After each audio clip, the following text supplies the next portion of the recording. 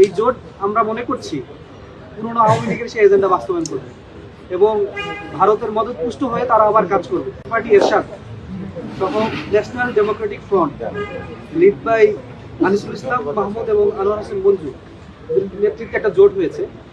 এই জোট আমরা মনে করছি পুরনো আওয়ামী লীগের সেই এজেন্ডা বাস্তবায়ন করবে এবং ভারতের মদতপুষ্ট হয়ে তারা আবার কাজ করবে এবং গণতান্ত্রিক বাংলাদেশে তারা আবার চক্রান্ত করবে। তো এই জন্য আমরা জুলাই পক্ষ থেকে রিট করেছিলাম এবং সংক্ষেপে আগামীকালকে আমি প্রতিদিন আমাদের 2 দিনব্যাপী কর্মসূচি আমি ঘোষণা করছি।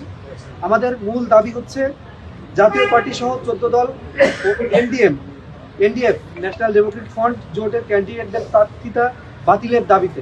আমি আবারও বলছি, আমাদের দাবিটা হচ্ছে জাতীয় পার্টি সহ 14 দল ও এনডিএফ জোটের ক্যান্ডিডেটদের প্রার্থিতা বাতিলের দাবিতে আগামী 13 তারিখ আগামীকাল দুপুর 12টায় ইলেকশন কমিশনে স্মারকলিপি এবং মার্চ টু ইসি কর্মসূচি ঘোষণা করছি।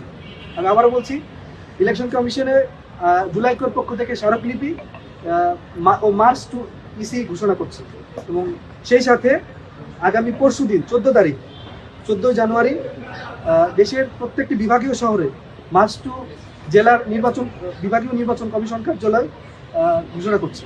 আমি আবার বলছি, আগামী 14 তারিখ বিভাগীয় শহরে বিভাগীয় নির্বাচন কমিশনের বরাবর স্মারকলিপি এবং মার্চ টু বিভাগীয় নির্বাচন কমিশন কার্যালয় স্মারকলিপি আমরা ঘোষণা করছি আগামী 14 তারিখ। তো এই ছিল আমাদের আগামী 2 দিনব্যাপী কর্মসূচি। পরবর্তীতে আমাদের দাবি সরকারের কাছে উত্থাপন করা অব্যাহত থাকবে। পরবর্তীতে আমরা আমাদের কর্মসূচি জানিয়ে দেব ইনশাআল্লাহ।